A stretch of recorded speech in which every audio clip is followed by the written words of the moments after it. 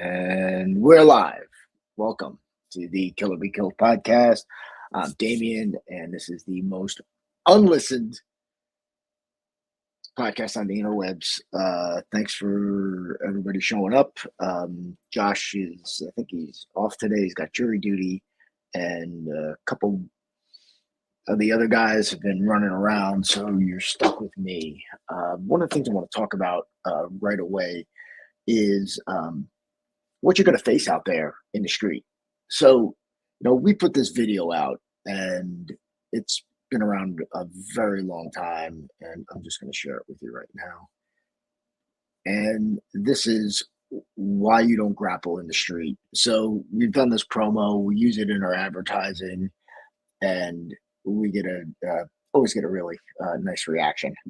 So, let me let it rip, and then we'll talk about it a little bit. And that's my buddy Steve's band. This is a younger version of myself. When I first saw his ground fighting video years ago, everyone was really enamored with ground fighting and grappling on the ground and using that as a viable self-defense. And when he did this simple demonstration, completely opened my eyes and brought me back to reality and where I should be. Here I am, dressed as I was the entire video. And walking down the street, you wouldn't even think twice to look at me, thinking I was armed, thinking I was dangerous. Obviously, first knife is stuck in my belt. Second, behind me.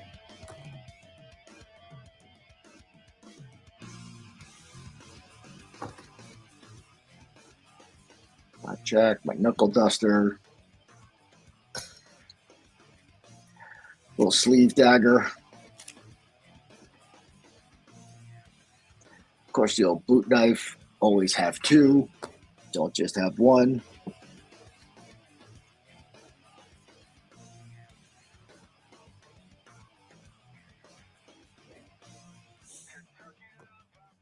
So, for obvious reasons, you'd be out of your mind to get in and roll around and try to use grappling sporting techniques in the street.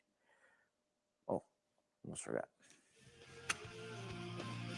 Neck knife.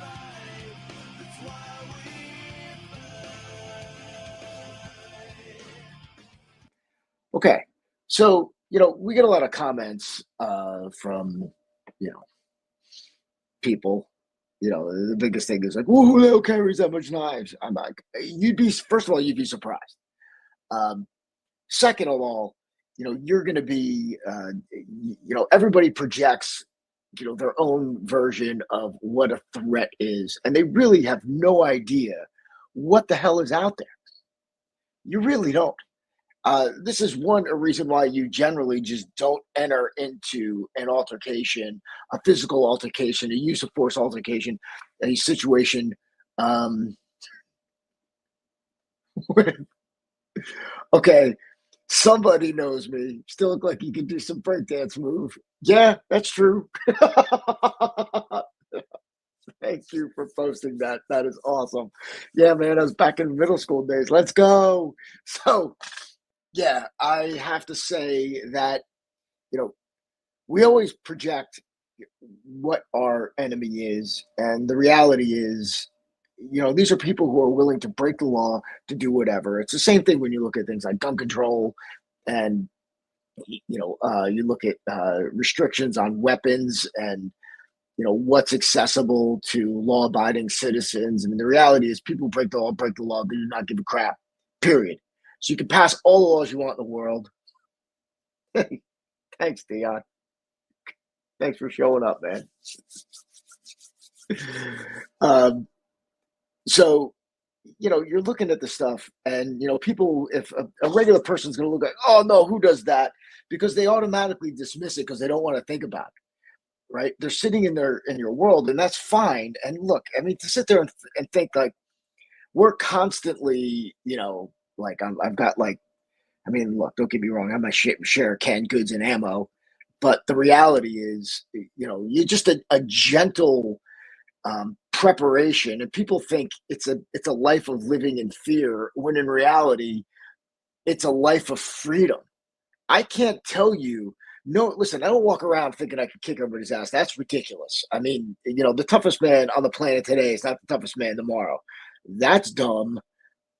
So that should be the furthest thing from your mind. The reality is, you know, all I have to do is, realize the situation, and then I have a plan to deal with it. That's not going all, Chuck Norris karate in the jungle. That is a reasonable and effective uh, plan of action when faced with specific situations. And I'm going to tell you, walking around understanding this and having a grip on that, I mean, there's so much real confidence that comes from that I can't explain to these people. These people assume that it's a life of fear, when in reality, you know, denying that this exists, that people do this. I'm not saying I do or I don't, but there are people out there that arm themselves to the teeth, and these are the people that you want to go roll around on the ground with. And when you ask me, look, guys, I wrestled, been on the mat since I was, 7. That's like half a century. No, I mean, not none of the last like 8 years. I haven't been, but I spent a better part of 40 years competing and training and coaching, grappling, wrestling, judo, jujitsu. I mean, I love it. I think it's great. But from a self-defense point of view, the only thing I will take from it, besides toughness, all right, besides uh, fitness of it, tactically, it's about being comfortable in positions and being used to being uncomfortable. When somebody's like trying to choke you or laying on your face or pushing your head in the mat, or you're trying to do the same to them, and it's great to um, develop your strength of will, if you will, for lack of a better term. You can um, supplement your combative training with, like, I like judo. I've talked about this many times before. The reason why I like judo over BJJ or even wrestling is because it teaches you to, once everything starts on your feet, you're wearing a gi, which is more, yeah, you can adapt throws to no gi, but even if you have a t-shirt on, I can grab it and use it against you to manipulate your position. But most times, guys, people have jackets, people have shirts, people have sweatshirts. So, unless if you're going to fight at the beach, if you're going to fight at the beach, then you're not going to do that stuff. But you can adapt pretty easily to doing these things without any shirt on. So what I like about judo is that, one, it has a sense of urgency. Two, teaches you to stay on your feet and gain a position of advantage, which means you want to be on top, you want to be in a pinning position. Um, yeah, there are submissions, and there are same as BJJ. And if you look at books, I know I mentioned this before, Kawaishi's My Method of Judo, 1954. If you can grab it, you'll see every submission you could ever imagine is in that book. Gi or no gi, leg locks, neck dislocations. I mean, they had it. They had it all. I mean, there's a thing called Kosen Judo, which I think Kosen literally means high school. I forget, my Japanese is very rusty. And it used to happen. It happened in the north of Japan, where they focused on ground fighting. I mean, that was what it is. It's newaza. You got newaza is ground fighting, tachiwaza is standing. Uh, what I like about, again, judo is that even on the ground, there's a sense of urgency. Now, what happened to judo was the Olympics. Um, they focused on the throws. And if you had any experience either in wrestling, freestyle wrestling is a very good, freestyle compared to folk style wrestling is a good analogy of this, where freestyle, you've got like 10 seconds to turn them on the ground, if that, or if you stop, they're just going to put you back on your feet. So a lot of people don't really want to waste the time and effort to get good there. What you can do, though, very quickly for your ground fighting is just understand, all they really understand is, how not to get in a basic choke, or when their arm or their joints are getting in trouble. Uh, so your defense on the ground is like in judo, you could get away, be a highly competitive judoka, and get away with like minimum ground training. because again, you're getting brought back up to your feet. It's like in wrestling. It's like, why would we practice all these moves on the mat for freestyle, Olympic style, freestyle or Greco wrestling, Olympic style wrestling, when, if I don't turn you in 5 seconds, we're going back up on our feet. So, it's everybody adapts to the rules, right? You saw it with, we saw it unfold with our eyes in MMA. It's like in the beginning, like the first UFCs, which were crazy. And I think I mean, everyone kind of, I don't want to use the term shits on, but I guess they do, the early UFCs from like a technical standpoint. But these guys that were going in there, say what you will about them, they thought they were going in to fight to the death. I mean, I think one of the original rules was like no biting and no attacking the ground. I mean, it was crazy.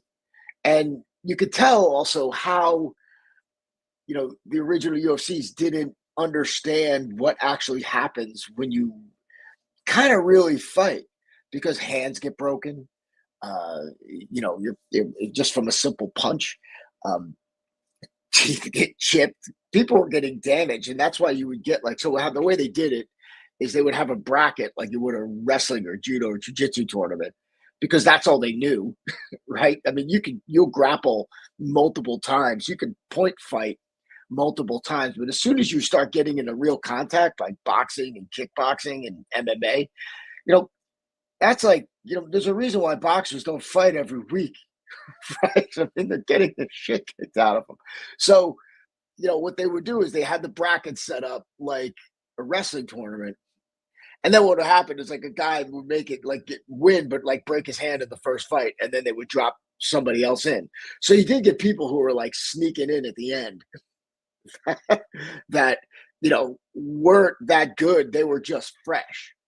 But anyway, like if you go back and watch that, it's crazy. And watch UFC 2. My judo instructor, Yoshisada Yaneska, is there with Manny Yarborough, who is the sumo guy who got his face kicked in by the South African kickboxer.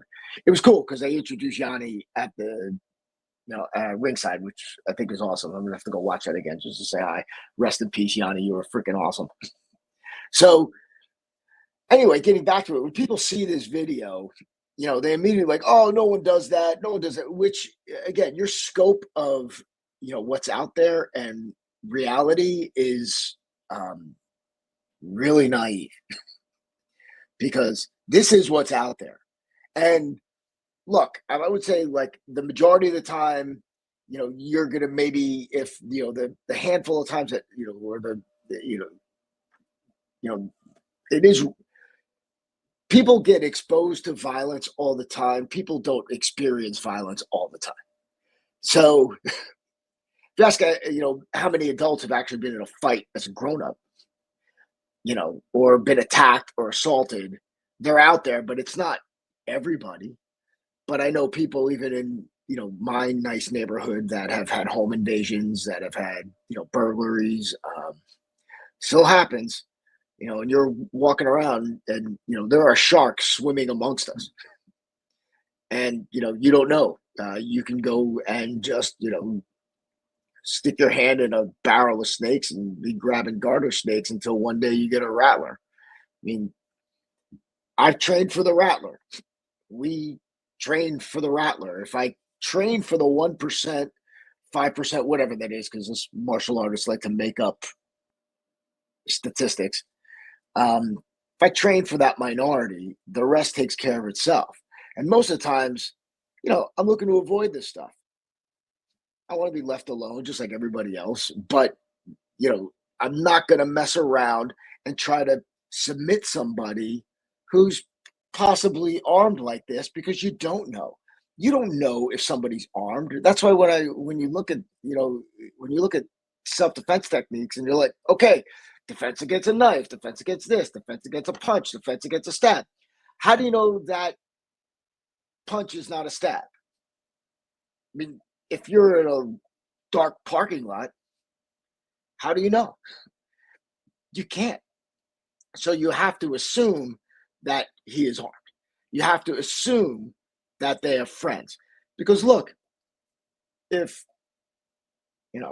if I were in a situation where I was, one of my friend group, let's say, was getting in an altercation. I'm going to take a position of advantage outside of the field of view of the target and wait. And if need be, participate. I'm not the only guy that thinks like this. I know all the guys I hang out with think like this. I know a lot of people. I mean, I would say millions of people think like this.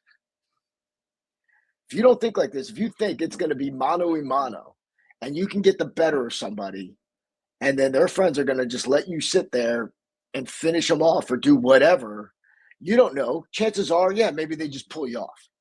I think that would happen most of the time. Okay, done, break it up, go about your business. Most of the times in these things, you get in an altercation with somebody, it's a lot of pushing, maybe a couple shots are, thrown, but nobody really gets hurt and everybody walks away. And that's most of it. But most of that stuff can be avoided just verbally. I don't care about that stuff. I don't care about the barroom brawl. So if there's a problem, guess what? I'm going to leave. I'm not hanging around. I'm not losing my house over it. I'm not doing any of that stuff. We're going to politely leave. That's like that. I'm going to laugh. Somebody does something, I'm just going to laugh. Now, if you do something to my wife or my daughter, you may have I don't know, a different reaction from me. And that's the other thing, that's the other thing that reminds me of a story where, we're doing all this stuff and, one of our, old aunts was in the kitchen and, they're like coming in, we're like training in the backyard or whatever, when we were kids. And she's like, oh my God, I can never do that to somebody. I'm like, oh yeah. I'm like, what if my cousin so-and-so was about to get, you know, hurt or raped or something? Oh, immediately the person's like, oh my God, I'd kill that person. So my aunt's like, yeah, no, not even, not even a thing. So when you think about, you know, doing things we talk about mindset and we talk about, digging into that, I hate to say, that the darkness, if you will. Usually you focus on protecting and defending others, not yourself. It gives you more purpose. It gives you more will. So, when you're training and you're thinking of these things, you think of, if I really want to get myself amped up, I think about, being in a situation where, my, my family is in danger. My friends, mostly my family, some of my friends, some of my friends may deserve it. Uh, they, but, you know, what you're looking at though is what you're facing out there. And that's just, what I grabbed together. There's a whole host of nastiness waiting for you out there. Whole host. And if you think that you're gonna, submit somebody or grapple or, do something other than trying to end it or escape as fast as possible, you're making a huge mistake. Um, but people still, they look at, our body armor line and they're like, oh my God, has it really come to this? I'm like, where have you been? I mean, if you're like, you have a fire extinguisher in your home, right? When's the last time, how many of your houses in your neighborhood caught on fire? Probably zero, right? So, you've got fire prevention. Why aren't you practicing violence prevention? Why aren't you doing something? And we're not saying that, you've got to, you know, change your life, join a gym, or I mean, whatever, but you can do, basic stuff to give you the advantage. I mean, one thing is just being aware and paying attention. We have an aware course and it's not, say, rocket surgery. It's very simple, common sense stuff. A lot of stuff is like, oh, I never thought of that, or I should have thought of that. Okay.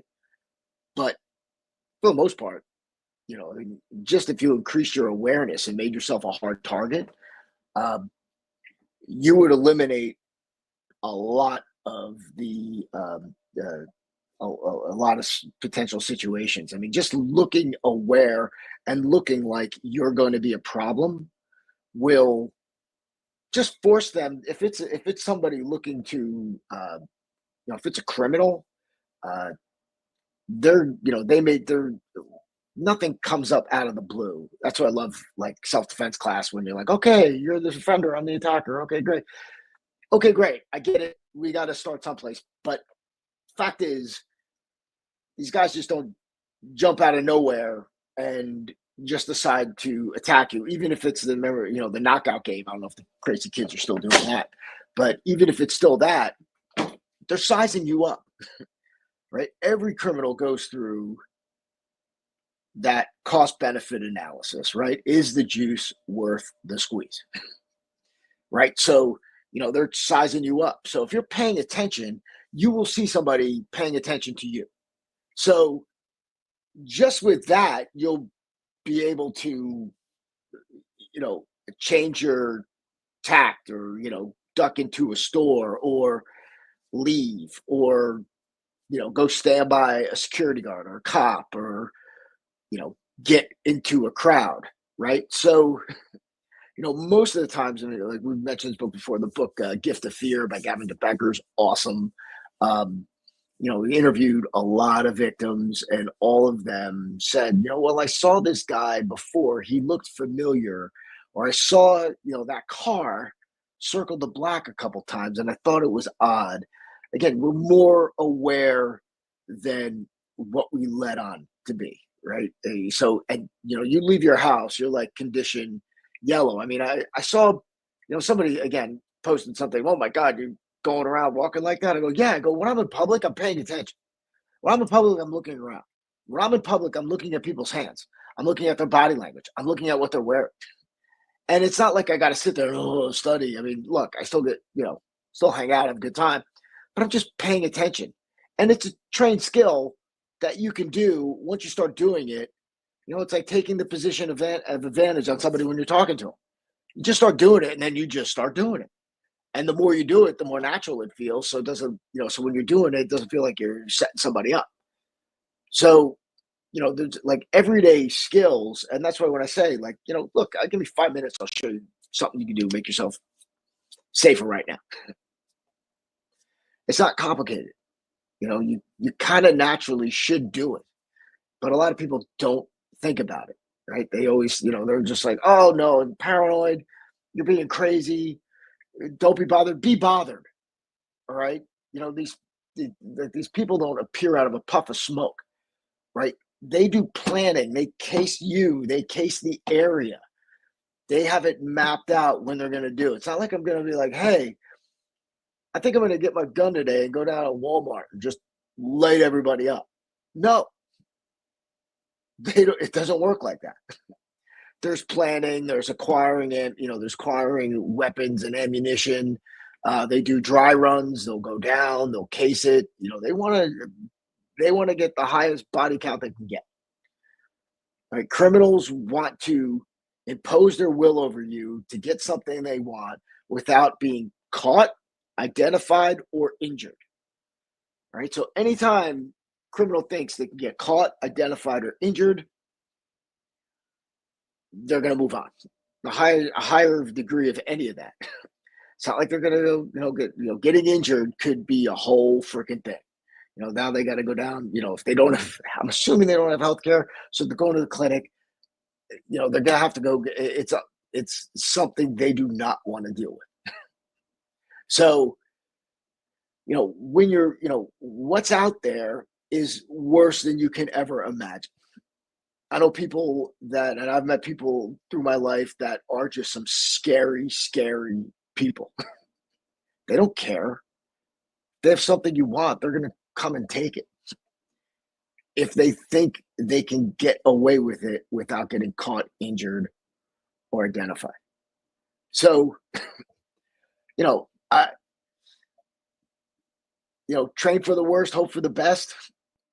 Always look for a peaceful solution. I mean, I'll tell you, man, when you understand and you start, training these things, and honestly, it doesn't come from firearms training. Firearms training is cool. I love it. I enjoy it. I do it. Firearms training is just one layer of what you should be doing. And it's the absolute last thing. And for most people, it's like the first thing. I mean, nobody cares about awareness. Nobody cares about weapon retention, holding on to the damn thing. People would rather carry the firearm than pepper spray or bug spray or something. I'm like, you should carry both because if you get in a situation, dude, as I said, I carry pepper spray.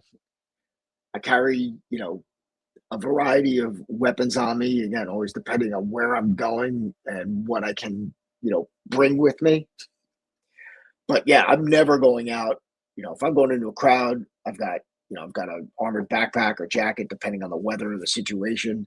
Um, I've got, the pepper spray. If I can carry my firearm, carry an edge weapon, impact weapon. And then, yeah, because I don't know what I'm going to need or what the situation is going to call for. And I will tell you, 99.9% of the time, nothing happens. But that's it. Right. Now, I'll ask you, does it happen? Does it not happen because of how I present myself? Because it's not like I'm sitting in a closet eating saltines. I go out, I move among the nightlife. I like to boogie. So, I like to go out. I do. Not sitting at home. But, when I'm out, not out of control, I'm paying attention. Like if you do drink, you can have a few, get the kite out there, get a nice little, just drink some club soda. I mean, whatever. Or don't drink it all. If I'm carrying, I don't drink it all. I mean, that's just not happening. So, when you're doing this and you're preparing yourself, I mean, there's levels of this stuff.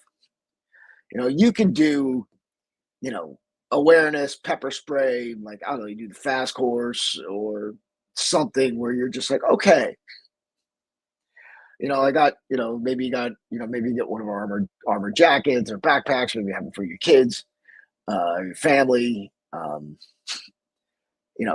know we all have them just because, you know, yeah, I got kids in school. I got a daughter in California and a son in Carolina. I mean, if something goes off, I want them to at least have something that will offer some level of protection, increase their survivability by, it's like something that say like 80%. If you're wearing like a bulletproof vest and a firearms and facing a firearm. That's always the thing I love. What if you get shot in the head? 10% of fatal gunshot wounds, less than 10%, happen in the head. Most of the fatal gunshot wounds happen in center mass.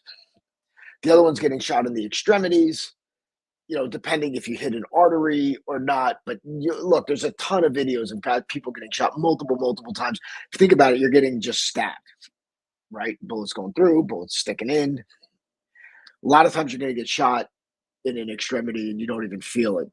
Sometimes, I mean, I've only been cut. I've never been shot. So, from what has been described to me from my friends who have been shot, some didn't feel it. Some said it burnt a little bit. They kept fighting, didn't notice it until after. And they're like, obviously most of these guys are in the military. They'll look down like, oh shit, I got hit. So there's that. So, people think they look at they watch too many movies where somebody gets stabbed and they fall over and they die. You don't stab and fall over and die. You stab, and chances are you don't even know you got stabbed. That's why when I ask, like, we talk about the hierarchy of self defense, which is, projectile weapons. That's projectile weapons like firearms, tactical nuke, anything.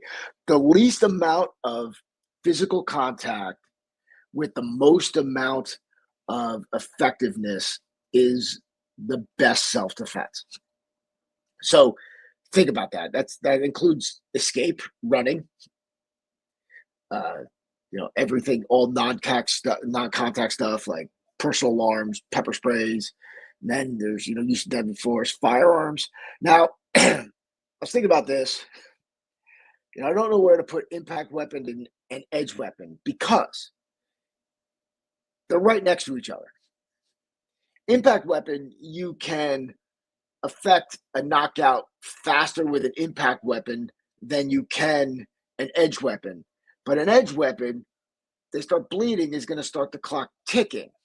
And the more that you stab them, the more chance you're going to hit a vital organ and more blood will come out and the blood pressure will drop and they'll be gone.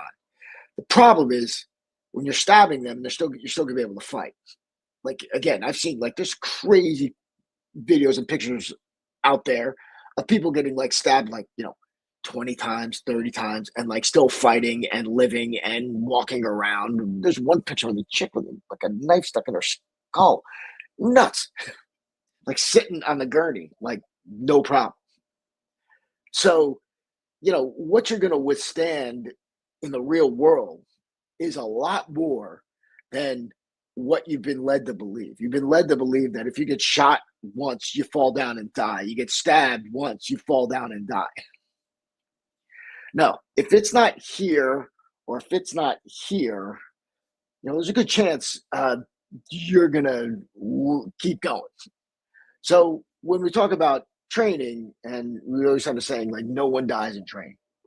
When you're practicing like weapon defenses and things like that, how many times something like I don't know, pretend this is a knife. How many times you get like cut in the dojo and also like, oh, I got you, you're dead, and then you stop, and then you start the self defense over again. Well, when you're actually doing this stuff, you got to like ignore that. Literally, what you don't want is to get stabbed multiple times. That sucks. Yeah, then you're pretty much dead. But you're gonna get you're up against a weapon. You're gonna get cut. I mean, guys are like, "Oh, you get shot in the arm." Yeah, okay. Yeah, I'd rather get shot in the arm doing something, smart and effective, than get shot in the head doing something stupid that won't work. I mean, you think you're gonna get out of this stuff with no, you're like unscathed. And for your people who are not a million years old, that's like you're gonna think you're gonna get out of this, out of facing a weapon or an attacker for that matter without any damage whatsoever. I mean, you're gonna get hit, stabbed, hurt, but but if you allow yourself to go to that dark place when you're training, and this is why it's important when you're hitting your, training dummies, and just you're freaking trying to kill that thing, and you want to get angry because you don't want to think about anything else. You don't want to think about pulling your technique. You don't want to think about hurting your training partner. You don't want to think about all that stuff. Like we're like filming a bunch of shorts from YouTube. I'm working with my buddy, my son actually, and some of my old students and stuff like that. So, but every time, like I'm going to die, and, I can't, and it's like I'm pulling my stuff, and it's awful because I'm used to training with the dummy. So, one of the things like, and that's another thing, with like especially like martial arts, um, especially back in the karate days, the point sparring days, it was like control. Control is a very important thing. You got to be able to control your technique so it doesn't, you can bring it right up next to the face. Yeah, it looks cool, but I don't think it's doing you any favors. I'm telling you right now, because now that's what you're training, and you don't know like when you're when it really happens, you don't know what's going to come out of you. Right? I mean, there's like how many times like there's guys like I know guys who have thrown dudes and then helped them up after. I'm like, what are you doing? When I coach, when I train, when I teach people, I'm like, you throw a dude, you do not help them up. You take them down to the mat, they get up by themselves. It's just kind of like it's twofold. It's like a penalty for being taken down. One, two, it takes out that habit of you, oh, okay, sorry. Or like you're strangling somebody and it's a self-defense and they tap and you stop. What the hell is that? Why would you stop? Well, because he tapped. Hey, thanks, Mike. Appreciate it. Thanks for joining us, man. So why would you stop? Right? I know you don't want to hurt anybody, but at least make them go to sleep. What are you doing? I just, you know, it's all habits, and you don't know what habits you're training, right? And because again, when the fit hits the shan, you know, you don't know what's going to come out. I mean, Carl always used to say that. He's like, look, man, it's like, you don't know what's going to come out. So you got to train in a way that like everything you do is how you want it to be. Right? So pulling your techniques, saying you're sorry, helping your partner up. I love training partners are a pain in the ass. I love them. They're my friends, but it's like, dude, give me a dummy 99% of the time. I like using a training partner to feel the impact of a grab or a hold or to roll around. I mean, dude, don't get me wrong. I mean, I love rolling around. But for close combat, for stuff like that, I don't care. I just want to hit it and get it. And the other thing that happens in self-defense is the old training to wait. We just did a short video on this. It'll be posted on the channel at some point. We did like a freaking million of them. How do you train in self-defense? This is what it is. Okay, class, self-defense. Everybody gets up and they line up in front of each other. They bow. And one person's the attacker. One person's the defender. Standing there. And you're like, okay, attack. And you wait. And they throw it, you block it, you do your shit, and you look awesome. That feel great. They said, oh, that really would have worked. And you pat each other on the back and go about your business. Okay, do it harder, do it faster, do it harder, do it faster. Great. Okay. What does that have to do with reality? Nothing. Oh, somebody's actually throwing a technique at you that you know is coming. And even if it's a random assault, right? We used to do random assault drills, something called shark bait. All the self defenses are choreographed anyway. So by the way they attack you, you know what's coming. 1, 2, and they're letting you win. So they're not fighting you back. They're not trying to freaking take you off the count. So the whole premise is a little fugazi, but okay, I understand. You want to practice technique. I get it. No problem. I mean, but the biggest problem that I'm bringing up is that what you're doing is the mistake you're making is nothing to do with technique. It's simply the act of standing there and waiting to be attacked. You're letting them subconsciously get into your space and make an aggressive move first. When in reality, you should be practicing managing your space. I mean, we would always do, we always do distance drills. So, person approaches your space, you establish distance, they come in, bang, you go. So that's like the foundation, right? And hey, Tom, thanks for coming in, buddy. So, that's the foundation of it, right? And the rest is when you screw up and you let them into your space. So, like grabs, whatever. If somebody can put their hands on you, you've made a mistake. And that's a problem. So the mere fact that you're sitting there in class, letting somebody put their hands on you, and then you're reacting to that is insane, because as soon as they put their hands on you, that grab isn't the attack. That's the beginning of the attack. The actual attack is the hell that's going to follow up next. And that's what you don't train for. Everybody, like, if they put your hand here, I take care of that hand. I take care of that. That's bullshit. You don't need that. You need to attack. We always say, attack the man or woman or whatever. Attack the attacker. Do not train to wait. Do not, let them get in your space, put your hands on you. As a general rule, that should be your foundation, bread and butter. That's what you do. I do not let people into my personal space. I'm either creating space, escaping, or attacking. I am not waiting. And that's another thing. Like we just posted one of the, one of our self defense to a knife, the dramatic prison style knife attack, whatever bullshit. But yeah, so clickbait, you're welcome. Where you're standing there and somebody's got a weapon, you see they have a weapon, and you just stand there. Okay, I'm ready. Who the hell does that?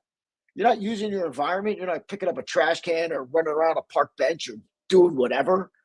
I mean, if you can't escape them, I know some people are like, oh, if you run away.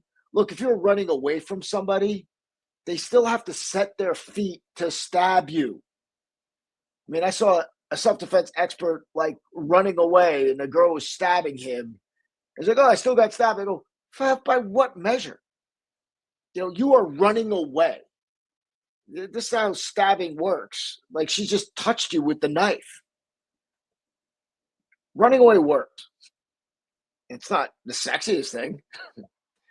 I mean, I wouldn't sell a lot of videos, but it works, man.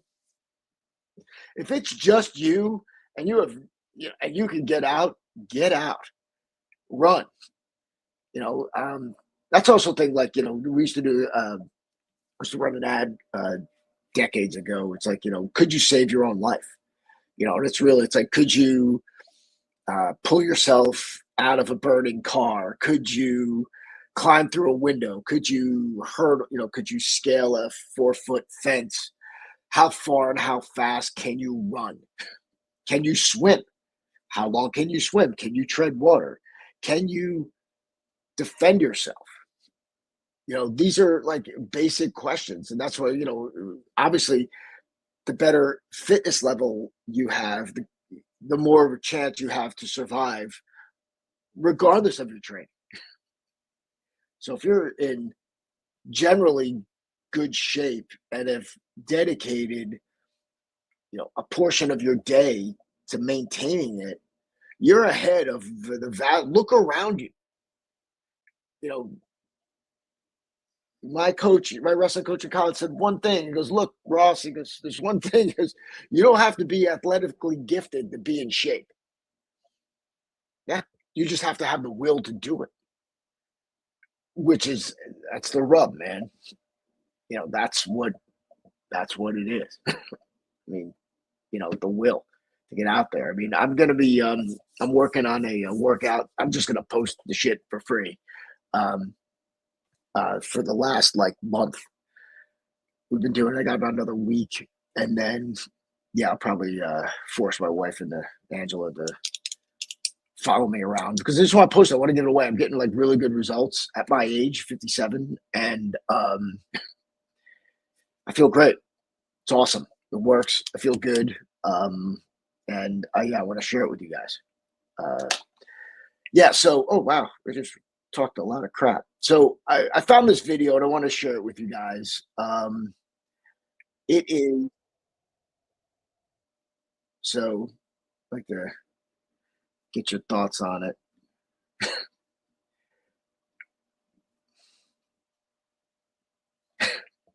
Yeah, right. And Mike, I'd make the argument. I'd like to pick up something first and beat him with that before my hands. So yeah. So share screen. Okay. Yep. All right. Okay. So I'll just play this through once and get my thoughts on it.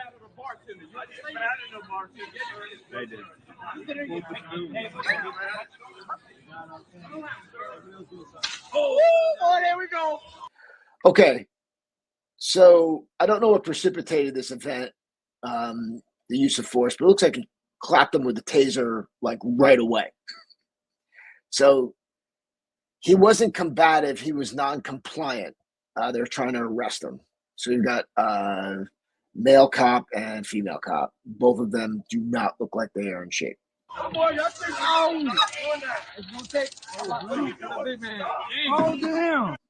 So subjects being, non-compliant, reasonable. Again, I don't know what precipitated this event and why the cops showed up and felt they had to interact with this individual.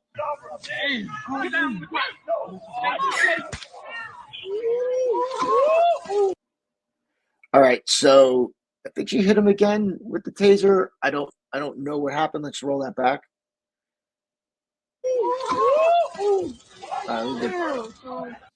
Okay, so roll it back again. Nah, I missed it. Oh, damn.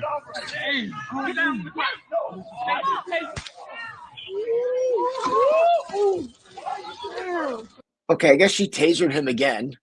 Now he's coming in with the ASP. That's a retractable baton, which I think is it's not very effective. But anyway, so he's trying to choke him with his baton, which I believe is not on the use of force protocol in most apartments.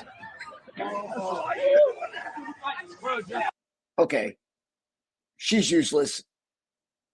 Male cop is even more useless. Okay, first of all, again, the guy's obviously built like a cinder block. So he's hitting him on the legs. He took some class and was told, yeah, you do this, he'll drop like a stone. Yeah, no.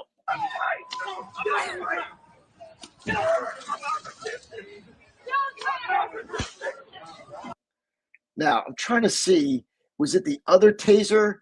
It looks like the other taser came in with the other cop and like put his lights out because at the same time he hits him on the head.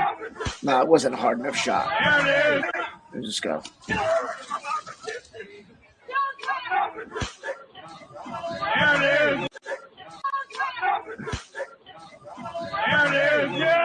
Damn, bro. Okay. So, yeah, I mean, first off, my feeling is this. If this guy in the blue shirt was combative, right away, he's dead. Because they would have shot him. Right? There's no doubt in my mind it would have been a nightmare. He would have been dead. So now you've got the issue where you've got two law enforcement officers who are trying to effect an arrest on a non-compliant subject and do not have the tools or the skills or the ability to do so. So this comes from a couple reasons. One is it's always come down to bad personnel, bad training, right? So, they were led to believe that what they were going to do was going to work. Yeah, right. Exactly, Mike. So now it doesn't work. And now you've got this guy sitting here. I mean, in reality, you should have looking at this guy and looking at them, they should have called the cavalry and just waited. I mean, unless this guy was hurting other people where you would have to use force, take him outside and just talk to him until the cavalry shows up. Because, these two cops, they're not fighting. They're not manhandling or woman handling anybody. Hey, Eric, man, thanks for joining us. He's in Michigan watching on his night shift. Great to have you, brother. So, I'm looking at this is the problem. And now what makes it even worse is people want to defund the police still, which is insane. They need more training. They need more support. I mean, these are not, people, there's no, they didn't even use pepper spray. They went to taser. A lot of times they don't like using pepper spray because of the blowback, right? So, it sucks. But yeah, didn't pepper spray him. Went for the taser. Taser didn't work. I don't know why the other guy's taser worked. Drop that dude like a bad habit, But, here you got a guy who is just, the guy looks like he could deadlift a house, right? I mean, he's a thick, tough dude. Um, you know, so again, I don't know, the circumstances around this. It doesn't look like anybody's life was in danger. I always, when we would, bounce, I used to bounce in a strip club at one point in my youth. The easiest way to get somebody out of a place is like, hey, man, excuse me, can I talk to you for a second? I can't hear you in here. Come out for a sec. Me and another guy walk a guy out. And then once he's outside, like, hey, look, we appreciate your business. Like it, you here. We want you to come back. Have a nice day. Yeah, he goes, of course, my son's, yeah, your sons are huge. Like the Twin Towers. So and that would be it. It would, most of the times, once they're out and diffused, I got to go get my jacket. I got to do that. We'll send somebody in it. There's 3 of us that are out there talking to you. Well, now it's like, okay, I'm outside. I'm not in front of my friends. I've got 3 dudes here that look like they could kind of handle themselves. Maybe I just call it a night. I'm a little drunk. I'm a little angry. I'm a little rowdy. I'm going to go home. Taking this guy out of the situation, sitting, talking to him, and just waiting for, I don't know, 3 more cops to show up. Potentially real cops to show up. I mean, no, listen, these people, look, I can just tell by looking at them, and they're useless. I can tell by what they did, they're useless. They don't know what they're doing. And yeah, they should be in the gym and go train. That's the one thing I will say about law enforcement. There used to be a huge judo program in all of law enforcement back in like the 50s and 60s. I know guys like BJJ. I'm like, I don't hate it for that, but to be honest, I always like judo, especially for security and law enforcement, because everything starts on your feet. You can take somebody down to the ground and stay on top of them. You don't want to get underneath somebody. Because if you're rolling around with somebody, especially in law enforcement, and everybody starts showing up, you wind up getting dogpiled, and you are underneath everybody, and it absolutely sucks. So yeah, you don't want to be at the bottom of the shit pile, dog pile. Sorry, kids. So that's why the problem with judo is that you have more you're more prone to get hurt, standing on your feet, getting thrown. You can twist an ankle. You definitely get turf toe, especially if you're new. Oh my God. Get the athletic tape out, kids. But you make it, you adjust, you adapt, you're smart about it. If you're in a good club that is older people or people who are professional, or if you got like a law enforcement class, everybody's kind of on the same boat.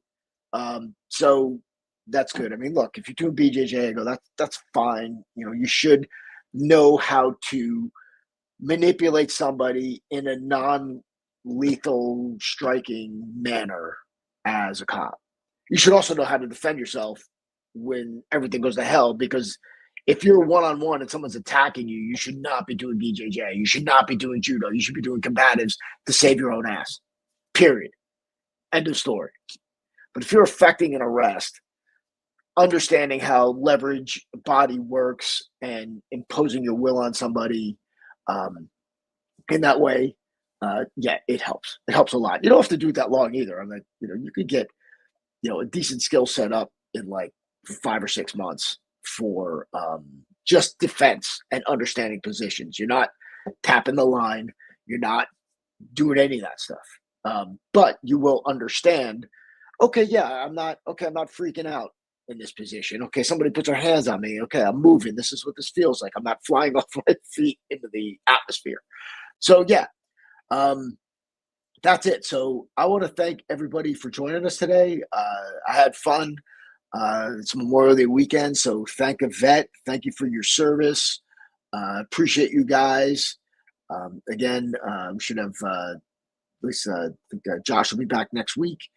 And yep, we got a couple things going. Okay, Mike just posted. The problem is that they keep removing the effective techniques, the CRT for one. Yeah, I mean, they like when you look at law enforcement, their curriculum is based on liability, not based on effectiveness. So that's the problem. So they also have a problem when I have cops that are, teaching stuff. Um, it's a liability based. So which means if they're worried about liability, that means it ain't gonna work.